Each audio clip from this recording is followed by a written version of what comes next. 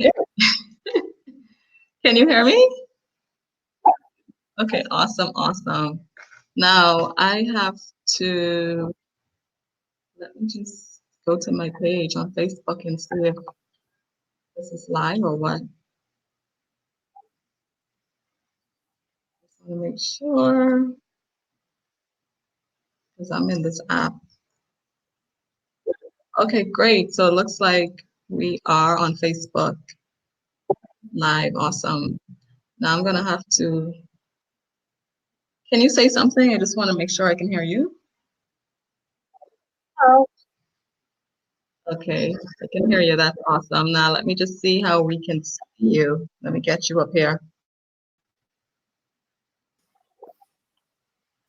And I'm hey, gonna pull this down here. Awesome, cool. hey. All right, so good. We're in business. Thank you so much for joining. This is the second time I'm hosting a guest here on my Facebook Live. And so let me just start by saying welcome, happy Monday to everyone that's joining us here today. Um, this is another one of my Monday midday motivation, but with a little twist today Mhm. because I have Naseema here with me, and we're going to be talking a little bit about money, which is not something that I usually talk about. Um, hence, bringing a special guest, someone with a lot of experience and expertise around the topic. And instead of me introducing Naseema, because I mean, I'm sure there is so much that you would love to share because, as you know, I'm from the Bahamas, so most of my audience is a Bahamian local audience. And so you are a California girl, Yep.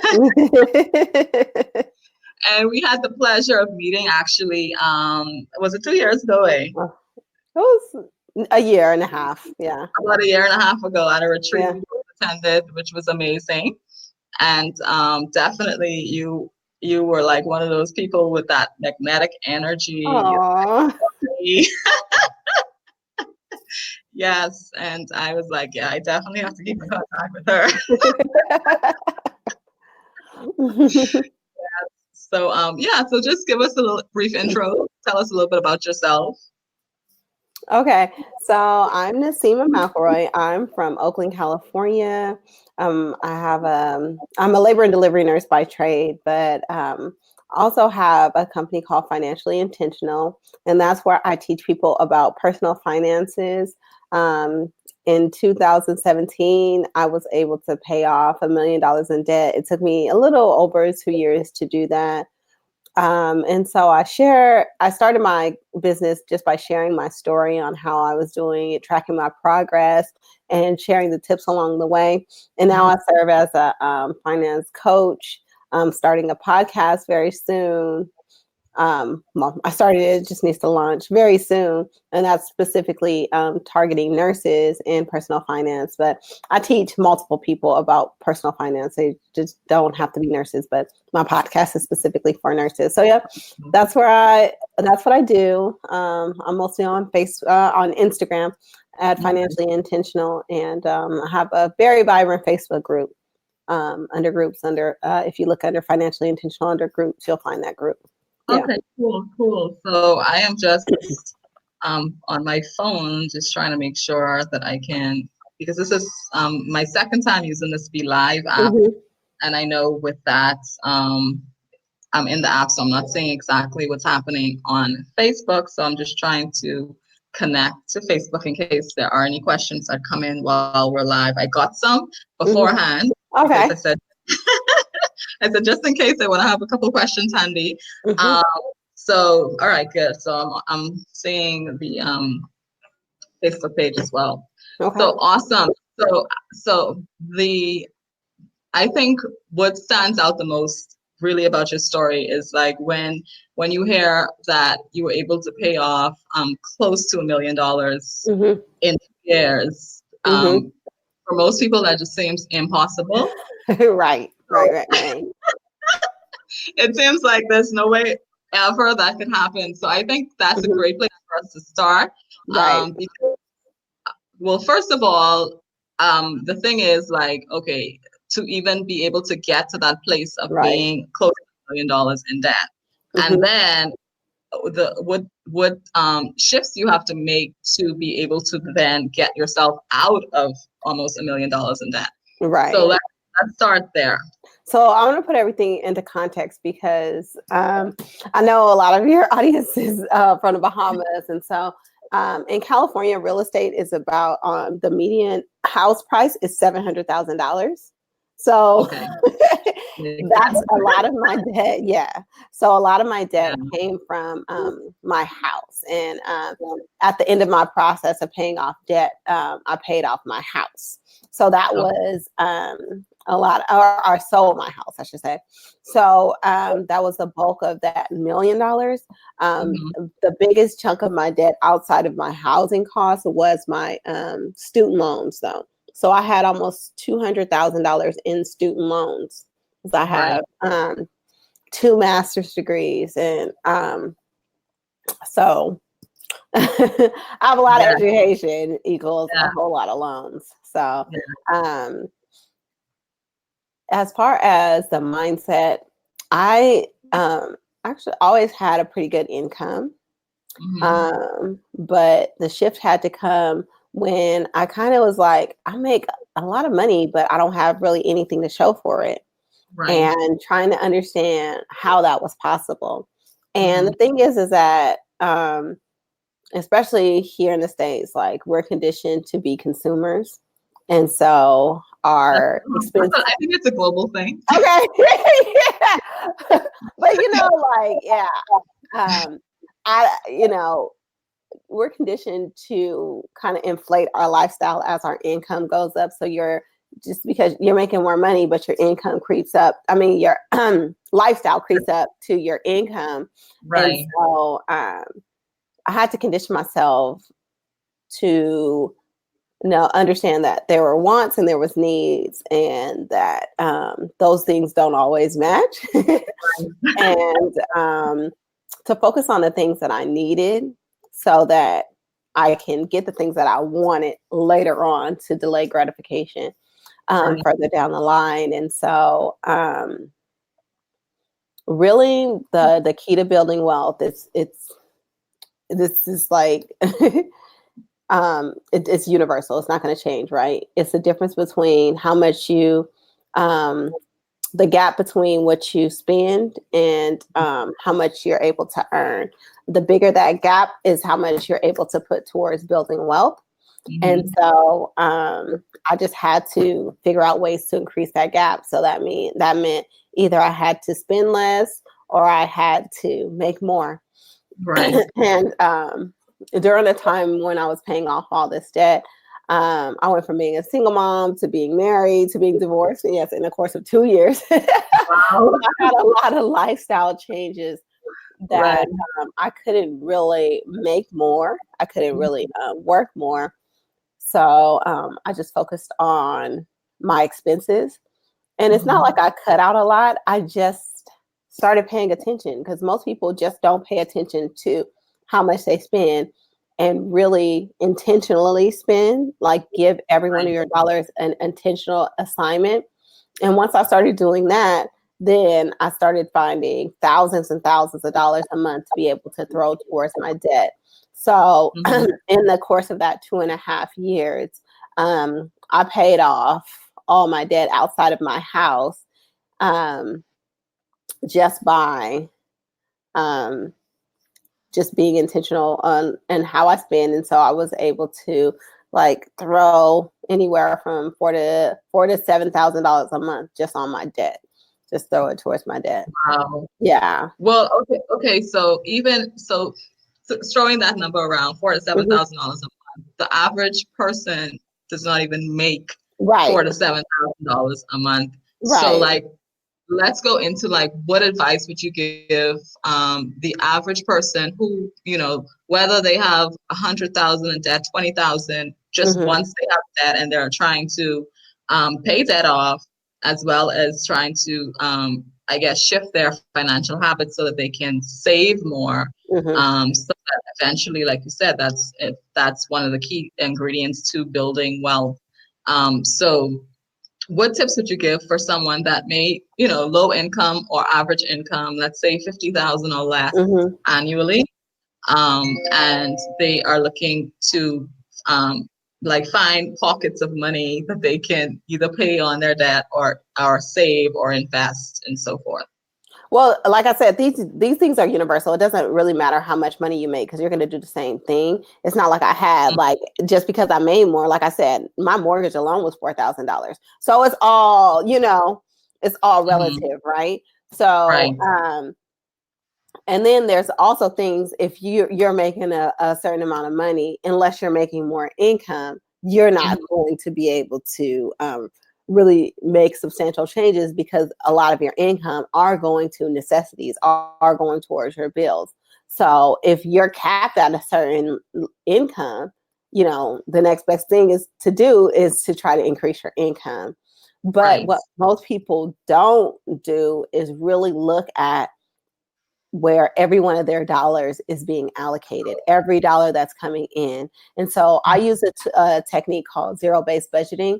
So what Mm-hmm. zero-based budgeting does is in advance, you um, look at how much money you have coming in and you allocate every one of those dollars. You give every one of those dollars a plan so that your money, you know exactly where your money is going. Because chances Right. are, and what most people do is they get paid, the money goes into their bank account, and they just spend. Spend it. Yeah, they just spend it, and there's no plan, and so they don't make a plan for saving. They don't make a plan for paying down debt. So it all Mm-hmm. has to be part of an intentional, written down plan, and that's how you start working towards whatever your financial goal you have. You Right. focus on one thing at a time. Like if your focus is on eliminating debt, you pick one debt. You Mm-hmm. focus on that debt and you kill it. Like with every That was single dollar that you have, you attack it. Yeah. That was going to be a question because I was going to ask you, would you recommend that? I mean, of course, no matter what, people still have to decide to take what works for them and or Hmm. leave what doesn't, right? Yeah. How do you feel? Because I've had someone say to me in the past, like, okay, if you are battling with three different types of debt, whether it's, house, car, whatever, Hmm. student loans, how do you feel about focusing on paying off one debt at a time versus Hmm. trying to pay something on each one of those? So what happens with any kind of money issues, anything around money is all emotional, right?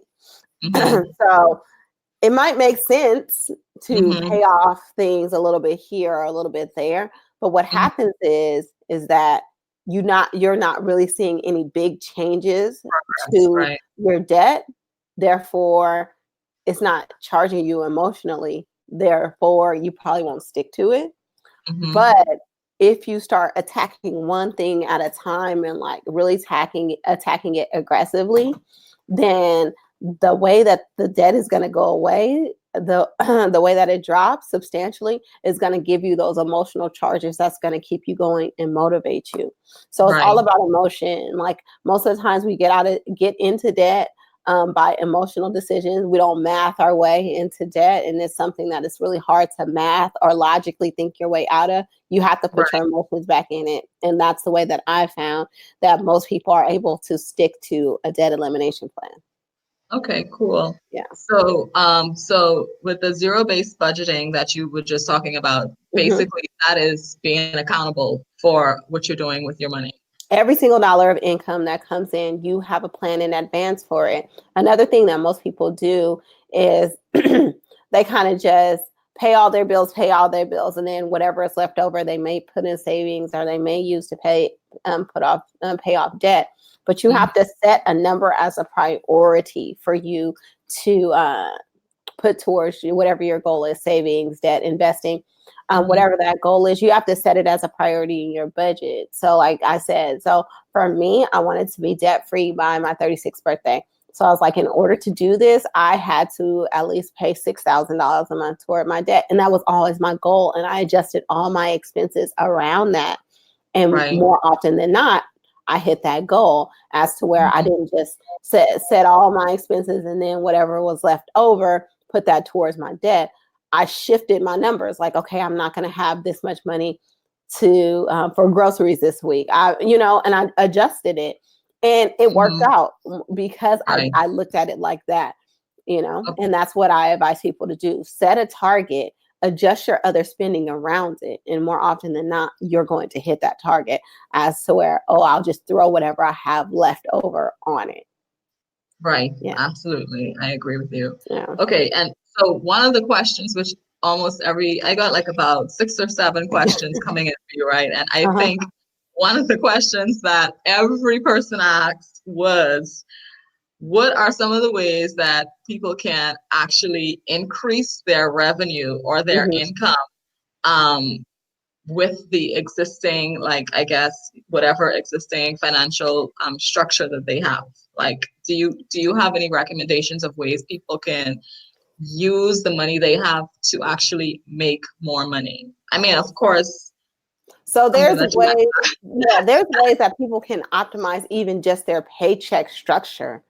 Right. Um, so a lot of times, like, people have paid, if they work for any kind of organization, right?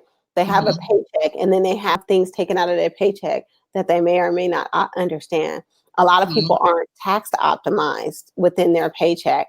So if you're getting a tax refund every year, and I don't know how it works in the Oh, Bahamas. yeah, no, we don't. We don't have. Okay. We don't have income tax yet. You don't? No. I'm moving there. No, we have standard taxes that come out, which is basically a national insurance, So you and so you can adjust those things. no, So what no. happens here is that our we can adjust the amount of income taxes that we pay, and a lot of Mhm. times people use it. Um, People are scared of paying income taxes, so they increase the amount really high, and then they Right. end up getting a huge tax return at the end of the year. Mhm. Um, but in just looking at that, you can be bringing home extra pay, like, and this is in the hundreds of dollars, and that matters to Mhm. throw towards your debt, instead Mhm. of basically giving the government an interest-free loan and then getting back the money at the end of the year. Because people think of it as like this big old bonus, but it's really not. Like, the government was just holding your money in an Right. account Right. for Right. a Right. Because year, they're not and really giving you any money for free. they're not giving you any extra money. Now, there is some people like really, really low income that do get like tax credits, like child credits and things like that. But these aren't Right. typically the people that I'm talking to. Right. Right. Yeah. Right. So that's one way you can just make those adjustments to your income. I feel like there's so many different ways to side hustle. I mean, I'm a nurse, so the sky's the limit to how much money I can make at work, because I can just pick up an extra shift. I can work a Right. couple of hours over. Those are things, Mhm. ways that I can make money. But I just feel like if you have a computer and you have any kind of skill set, there's ways to make money. I mean, there's like various like virtual assistant positions out there. Like, I have a virtual assistant that's in the Caribbean. Right. And she edits like my blog posts. You know what I'm Right. saying? And it's not something that takes super duper high level skill in English. It's just that's something I don't want to do. Like, once I write something, I don't feel like going back and editing it, so I pay her to edit it. And so Right. I have a podcast editor that's in the Philippines that goes in and does all that kind of stuff. So if you have any kind of skills, you're extremely marketable. Right. All you have to do is have a reliable internet connection in the computer, and I feel like there's so many ways, especially right now, to make extra money. So Right. I just feel like there's a finite number of ways that you can cut your expenses, but there is an infinite amount of ways that you can make money. So, I mean, just figure out the things that you're good at. And you might not even know. It's things that people are saying, like your friends. There's something that your friend is telling you, you're really, really good at that. Right. Those are things that you should be marketing and selling to other people. Right. And then I Yeah. think too, like a lot of people they they want to make more money, but then Mhm. they're not willing to do what it takes to Right, actually right, increase their right, income. So right. it's one thing, and that's what I would always tell people, like, you may be asking, like, how can I make more money? How can I increase my income? But when I say to you, okay, well, why don't you try this or why don't you try that? Then here comes the laundry list of Right, of why these excuses. things aren't going to Yeah. work, And so, but definitely, when it comes to making your money work for you, I think it's all about reinvesting what it is that you earn. So Mhm. so what are your thoughts on that in terms of even when you're setting that budget up, Mhm. like how much is going towards bills, how much is going towards debt, and how much is going towards savings, but also how much of this am I putting on the side to kind of reinvest? So I look at investing kind of two different ways. So one of the biggest mistakes that I made when Hmm. I was paying off my debt is that I wasn't like investing like in my retirement accounts or investing in brokerage accounts, which may have decreased some of my take home pay, but in the long run was like almost $100,000 mistake. It caused me to Hmm. pay more income taxes, and it caused, over the span of time that that almost $100,000 mistake, compounded is so much money. Right. So I think it's important that people are investing in themselves too, investing in education, investing in and investing just in long-term like savings. So I don't recommend like heavy savings accounts. I feel like you should have like at least 3 to 6 months of expenses saved. Other than that, all your other money should be invested in the stock market, invested in real estate, invested in businesses. Um, that way you're having higher returns and you have savings for the future. Right. So investing is super key, but I think the biggest investment that you can make is investing in yourself, and that's in the form of education, counseling, trainings, like things like that Therapy that are too, going to help. because I Yes, think, yeah, definitely. because a lot, like you said, a lot of this stuff that we do in life in general, whether it's money, whether it's Hmm. diet, whether it's relationships, it's Hmm. all emotional. It's all about how we feel about ourselves. It's all Yeah. about what we're internalizing, and so Yeah. it's like I think of course you'll agree that everything starts in the mind. It's all Yeah. mindset. Yeah. And that's one of the questions I have for you is like, what had to shift in your mindset in order for you to even accomplish? Because the stickability to do what you did, I mean, I'm sure you had moments where you was like, man, is this even making any sense? Right. But Right. but Oh yeah. it requires like a shift in mindset, and I think therapy is definitely one of those things that a lot of people have to consider investing in. Yes. Yes. Yes. Therapy is definitely major. But also you have to, there's like two major mind shift things. And a lot of time, initially, I should say, I wasn't even doing it for myself. I had a daughter. She was one Hmm. when I got started. And so I did it for her. And it's crazy what we'll do for our kids, what we won't do for ourselves. Absolutely. Yep. I knew that I wanted to have something better for her. And so Hmm. that's what started it. But you really have to have a strong like why. Hmm. And like I said, originally that it was more motivated by my daughter.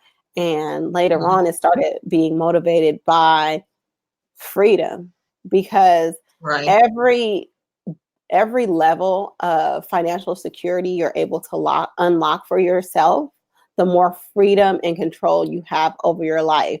Freedom to not Absolutely. have to work if you didn't want to, freedom to not be in a toxic relationship, freedom to not be in an unstable job or unsafe job or a working environment that does not serve and benefit you. So Right. every level of financial security gives you so much of control over your life back. And so that became my why. And that was super motivating for me. And so Hmm. your why has to be stronger than your desires to give up or to Right. go back into old habits. And so Mm-hmm. once you really have a strong why, and that's for anything in life, that's for dieting, exercise, any of those things that you know you should be doing, Mm-hmm. but you don't necessarily stick to it, or you lose motivation halfway, it's probably because you don't have a strong enough why. Your motivation behind it is not something that's going to drive you to change. Right. And Yeah. or there's that connection to why you're actually doing it. Right. So it's Right. probably something external versus internal, you know? Mm-hmm. Yep. Yep. Yep. Yeah. So before you get into some practical tips, I have Mm-hmm. another question as it Mm-hmm. relates to money myths. Are there any money myths that you want to bust for us? Like things that everybody seems to think about money, but in Yeah. reality, it's something different, or it's not quite the way we assume it to be. The biggest money myth is that we're not worthy of being wealthy. Oh yes. And then even if people don't say it out loud or don't think that, Yes. they're saying this rich person is doing that, and they're thinking that there's something negative associated with that. So Mm-hmm. anytime you look at somebody wealthy and you associate negativity to it, internally you're sabotaging yourself because you're Yes. saying that that's bad. Therefore, that's not something that I aspire to. Therefore, Yeah. I don't deserve. So And that's that's the programming. biggest That's one. programming Yeah. because I think because even me, like Uh-huh. from as kids, the whole I mean I don't want to say it's the Bible tells you to believe that people with money are bad people, but a lot of the programming came from, money is the root of all Yep. evil. Mhm, mhm. Rich people are like bad people, and Right. like the whole mindset around money and us somehow or the other internalizing that it's for them and not for us. Yep. Or Mhm. it's only like there's a cap to what we should have or Right. how much we should make. And Right. then after that it gets really uncomfortable, and Right. that's where the self-sabotage comes in. Mhm. Um, because you just don't feel like this is where you should be as in the financial world. Right. And so definitely, I've had my personal experience with that. I've had to literally work on Yeah. how I look at money. And I remember a book that I read actually. Marianne Williamson was the author. I can't remember the title right now. I have to probably look it up and put it in the comments later. But that book helps me so much with Mhm. just evaluating like really my thoughts around spirituality and Mhm. wealth. Mhm. The other thing is, oh, your riches are in heaven and all this other stuff. All Yeah, I this mean, but other, those are the things that we're programmed. But right. you got to kind of think about those things and wonder why we're taught that. We're also taught not really to talk about money. Like the subject Mm-hmm. of money is kind of Very taboo uncomfortable. Yeah. and it's uncomfortable, and that's intentional because Mhm. people use that as a way to hold you down, right? People Exactly. tell you, like in the workforce, don't talk about your salary, don't talk about this, because it creates an unfair advantage on your side, right? The advantage is Right. on them because they can pay unfair salaries. That's why we have a wage gap between men and women. Mm-hmm. Okay. And so the more we can step outside our comfort zone and actually be able to talk about it and to be able to share it. And don't Mm-hmm. think that somebody is like out to get you like because of your money. That's another thing that's like, Right. people are programmed to think. Yes. But yeah, Yes. like we have to be able to be open about our money struggles, our money wins. Those things we have to be able to talk about because if we keep Mm-hmm. those in, it's saying that we don't deserve or Right. we're not welcoming that money. So the way that like we experience just money in general has to shift. The way that we think about money. Money is a made up thing that Yep. that Yep. we put all these social meanings around. Mm-hmm. And if you think about just how money was created in existence, then you'll understand that money is just energy, right? Money Yeah. is just something that flows just like everything else, just like the air that we breathe. And Right. so once we get out of this this construct in thinking that it's finite and it's not for us, then we can start attracting more and more and more. So Yeah, that was a little woo-woo, but yeah, but that's really what it is, you know? and not only that, we can start supporting each other, because Yes. the other thing is that Yes. operating from a space of lack and feeling like Mm-hmm. it's only enough for me, and Yep. or if I give someone else something, I'm not Then gonna I'm have not gonna enough. have it. So Yeah. this state of scarcity too, like where we Mm-hmm. just, I mean, it's crazy when you think about it, but it's been perpetuated for so many decades, you know, Right. Right. and specifically in the Black community. Yep. Mm-hmm. And it's like, okay, how do we start to shift this? How do we really, because when you talk about the wealth gap, and the wealth gap again is a global thing. It's not just in the United States of America, Right. you Right. know. And so when you talk about that, and you talk about the fact that, you know, literally even in our own country, and we talk about, you know, Bahamians being able to own a piece of the Bahamas, it seems so far-fetched, you know, Right. because And but all these other people are coming to the Bahamas and taking y'all property, y'all land. Yeah. yeah. Yeah. Yeah. And Yeah. that's because there aren't any, first of all, like you said, we're not talking about it enough. We're so Right. hush-lipped about money and what's stopping us from being able to achieve things that we do deserve, that we actually are entitled to. You know, Mm-hmm. Yeah. there's an entitlement that we have. Yeah.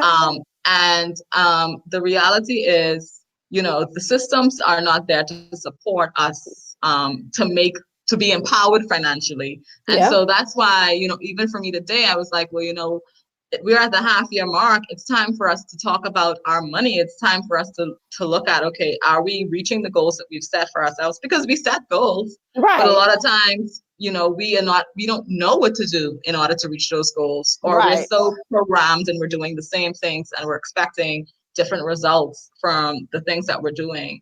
And it's Mm-hmm. like, okay, no, you have to be willing to change some things. You have Yep. to be willing to actually look in the mirror and say, okay, this is what I do know about money. This is what I don't know about money. And Mm-hmm. this is what I probably need to change in order for me to start to see the results that I want with my money goals. Yep. That's Yep. the reason why we're having this conversation today. Exactly. Exactly. Mm-hmm. Exactly. We have to get out of our own ways. We have to get out of our comfort zones. You can be either comfortable or you can be courageous. You can't be both, you know? Right. You have change is right outside your comfort zone. So you Absolutely. have to do a lot of shifting in order to really make some dynamic changes. And yes, in the beginning of the year, New Year's, mostly everybody has money goals on on their resolutions, you know? Yep. But yeah, we're halfway through the year like we are most people, not there because they've Right. given up. Right. And I'll just tell you, like, even just a simple process of budgeting is something that takes time to get used to. It Mm-hmm. takes at least 3 solid months to be able Mm-hmm. to get used to um, budgeting effectively. So, like, Right. even if it's something that you tried, if you haven't like given it like your all for 3 months straight for every day of those 3 months, you probably haven't mastered it to the point where you could say that you've actually given it a real try. So, Right. you know, just to give people like a little bit of hope, like, okay, I tried it, but it didn't work. Yeah, but you didn't really try it, you know? Right. Yeah. And even if you tried it and it didn't work, try it again. You know, Yeah. because the truth is, again, we're coming into something new for most of us. And so this Hmm. is not something that we've learned our entire lives, so we know exactly how to apply it. But a lot of us are just really trying to teach ourselves, Hmm. or, you know, we're out here and we're experimenting with different things. We're trying out different things. And so no, we won't always get it right the first time, but we have to try and keep trying until we find a formula that works for us. Hmm. So that's where we are. And so another question, let me get I get another question in here, and Hmm. then I just want you to probably leave us with maybe about 3 tips Okay. that you would, you know, ask anyone who is looking to turn around their financial lifestyle, because it is Hmm. a lifestyle, It's a lifestyle, yes. and they want to actually see their money start to work for them, like what those Hmm. 3 things are. Hmm. Let me see if I could get a question in here. Um, Okay, yeah. So one of the questions was, what are some of the things that you're doing to remain debt free? Hmm. Are you still like using the same formula that you used to get out of debt, or have you transitioned into something else to now be debt free and maybe focus on something else, like So, earning more? right. So I'm not debt free. So I do Okay. have debt still. So after I sold my house, I did a year later, buy Mm-hmm. another house. So that was a form of debt. And then I have a car that's financed. So I'm not 100% debt free. Okay. But I still do employ the same zero-based budgeting method. The thing Mm-hmm. is for me is that now I don't like budget every day like I used to when I was like in the thick of it, because I have so many things automated and set up that now my money is just working for me more. Okay. So I just set up as many automations as possible, like as many automations towards paying towards my debt, paying Mm-hmm. towards my investing. And so I'm not in it as much daily. Um, Mm-hmm. but yeah, the habits are still the same.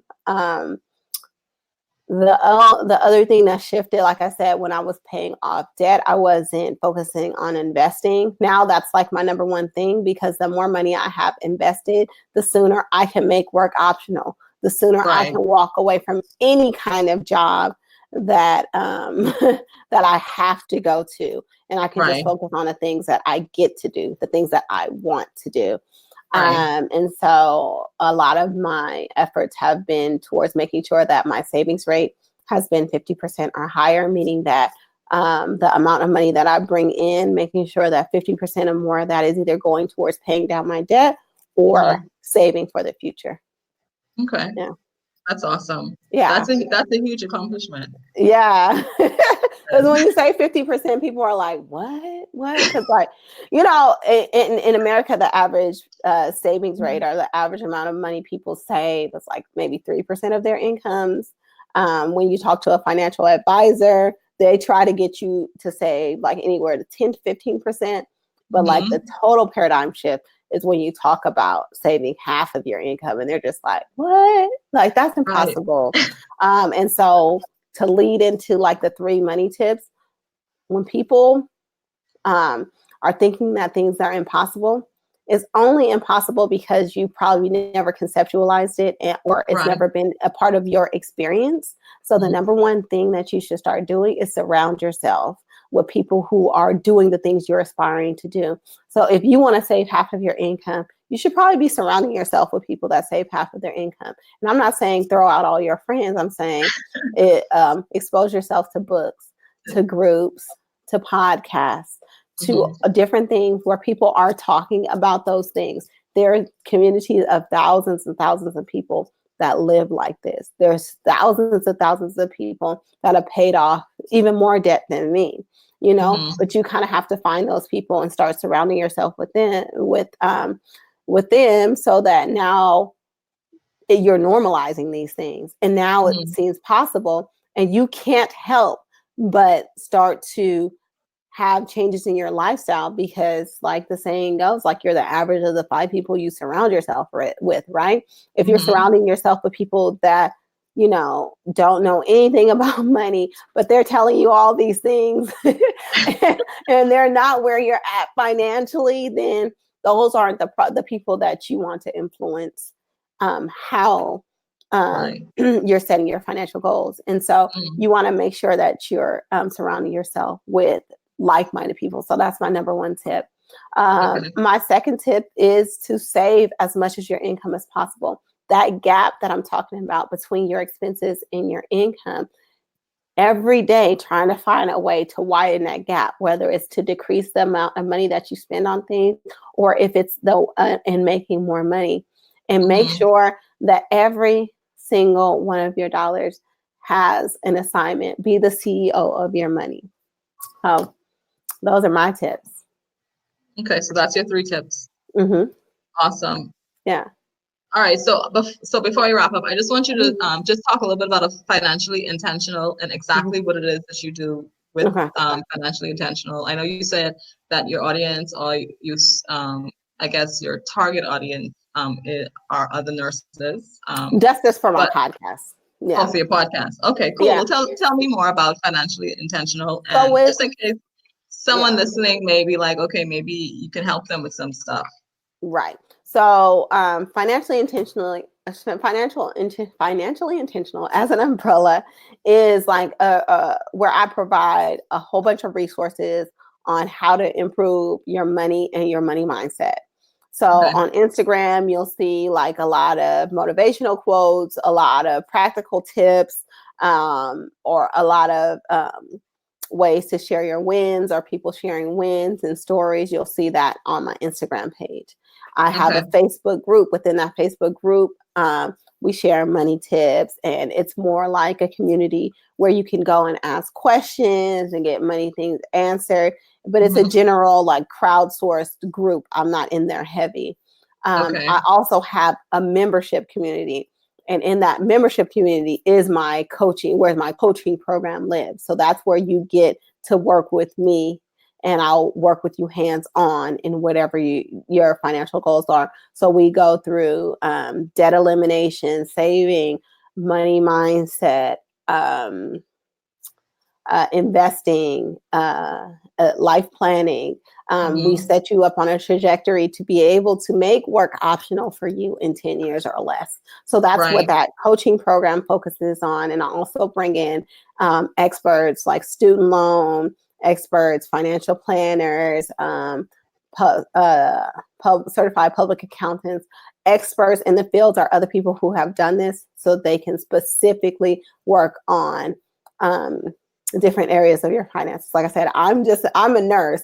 I Right. have a lot of practical knowledge, but I also bring in professional people as well into the Right. coaching program. So those are the tiers of services that we offer in Financially Intentional. And the other piece is my podcast, and that's just specifically targeted towards nurses. Even though the information that is there is awesome, but I feel Right. like there wasn't anybody in the personal finance space talking specifically to nurses, and so I wanted to fill that void.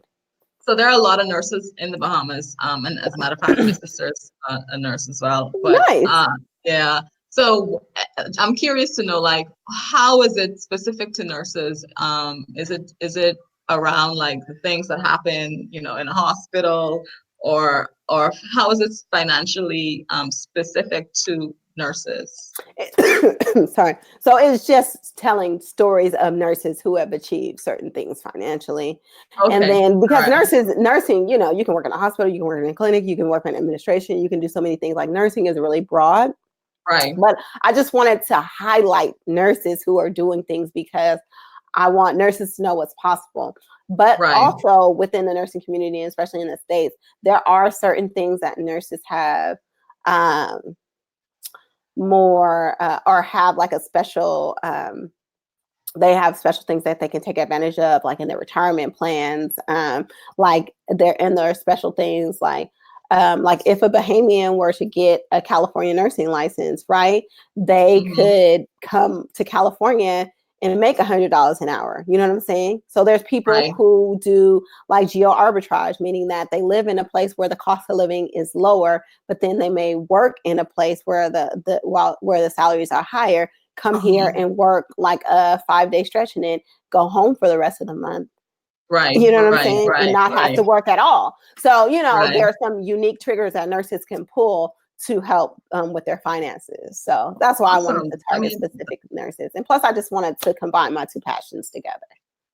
absolutely. Makes Yeah. sense. I just was Yeah. curious. I just awesome. So we're gonna wrap up, and before we wrap up, I want to ask you, what is if you had to leave anybody that's listening to this, whether they're live or on the replay, but if there's one thing that you had to leave them with in terms of being able to reach their financial goals, like, what's the one thing that you think is critical? Like, there is no around it, there is no Yeah. substituting it. Like, what is that one thing that people need to be willing to do in order to reach those goals? They have to believe it's possible. That's it. Like, if you Hmm. don't believe it's possible, if you don't believe that you deserve wealth, that you don't deserve to be financially free, is not going to be attainable no matter what you do, no matter what kind of Mhm. budgeting you put in place, no matter what plan you put in place. You're going to subconsciously sabotage yourself. Everything is energy, you guys. So if Mhm. you don't feel like you deserve it, it's never going to happen to you. And that's not an easy thing. Mhm. Every day, even people who, even me who's saying this, I have to realign myself with understanding that yes, it is possible for me. Yes, it is, and there's different levels, even Mhm. at the retreat, we were Mhm. surrounded by luxury. And a lot of Right. times, we kind of were taught that we don't deserve that, or it's Even too, be there, like, yeah, we don't deserve to be there. This is too expensive. This is too much. mhm. But the sky should be the limit. Like, you should Mhm. understand that you deserve a limitless living. You Everything. deserve it all. Right. And if Right. you can't get there, if you're saying, yeah, she did it, but I can't, you're Mhm. automatically setting yourself up for failure.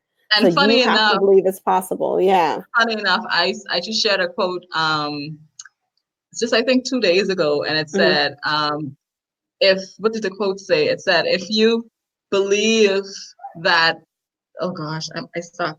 I suck at this. Let me see if I No, but it's like the mind is what you believe, Yeah, you're yeah. gonna, whether you Oh my believe you God. can or you can't, you're right. This is it. I got it. I got it. Yeah. It said, Uh-huh. you're so powerful that when you think you're not powerful, you're not. Exactly. I love that. I love that. That's Yes, spot on. yes. I just Yeah. shared that, and I'm like, it's so crazy because it's so right. Listen, if you can't tell yourself, like, if you don't believe that I can be a millionaire, if you don't believe that I can be debt free, if you don't believe that I can be financially free, if you don't believe that I can have the life that I want, whatever that may be for you, like, it's really nothing else anybody else can do or say. Nope. Um, Mhm. nothing, ain't nothing happening to you like us staying in to say. I love it. Yes. Well, Naseema, thank you so much, Miss Death Slayer. Oh my gosh, it's so amazing. Like, and this conversation, like, even though it's one of those things, like you say, we don't talk about enough, and Right. I want to talk about it more because, even for me, it's about creating new habits. And like you said, it's about being around people with the same mindset. It's about Yeah. being around people who love to talk about money, because you have some Yes. people who do not want to talk about money. Right. Right. They don't want to talk about money. And I feel like and like they say, as you speak it into existence, you speak Yeah. it into Yeah. your reality. And so the more Mhm. you talk about it, the more you understand it, the more you master it, Mhm. then the more of it you will have, the more Right. you'll be able to manage what comes in, what goes out, and so forth and so forth. Exactly. So I'm excited about us doing some more stuff. Yes. And and definitely just want you to let everyone know how they can connect with you on social media. Right. So So you can reach out to my Instagram page by it's just Instagram.com/financially intentional. intentional, yeah. And Down here. Facebook, it's Facebook.com/group/financially intentional. And those are the best ways. And then my website is financiallyintentional.com. And you can connect with me there, join my mailing list. And you'll hear from me periodically with tips. Thank you so much for putting that up there. Yep. So that's the best Yes. way you can reach out to me. And I'm pretty accessible. I try to get back to everyone who reaches out. If I can't answer directly, I'll just have you post it in my Facebook group, and either I or somebody else in my community can get back to you with an answer. So, yeah, that's it. Awesome. Yeah. Awesome. So I just want to thank everybody who's here with us live. I'm sorry that I was just awful today with the keeping up with the comments, or even asking you to comment and asking you to share. So every week I'm asking people to share the videos. Mm-hmm. So share the video. Definitely, even if you have to DM it to some people who probably need to Mm-hmm. hear a little bit about how to make their money work for them, or even how to just rethink money? Like Right. how are you thinking about your money? Like and share the video, like my Facebook page, and I'll be back next week with actually next week I'm gonna be talking about my new challenge. I did a challenge a few weeks back, and Mhm. because for me, I was having all kinds of stuff happening with my life, after having a baby, and you know all about that. Yes, honey. All too well. All too well. Yeah. So yeah, so I have a challenge coming up, and that's what I'm going to talk about next week. So thank you to everybody who was live with us today. I appreciate you. I appreciate you, Naseema, for joining me. Of And course. peace and All love. right.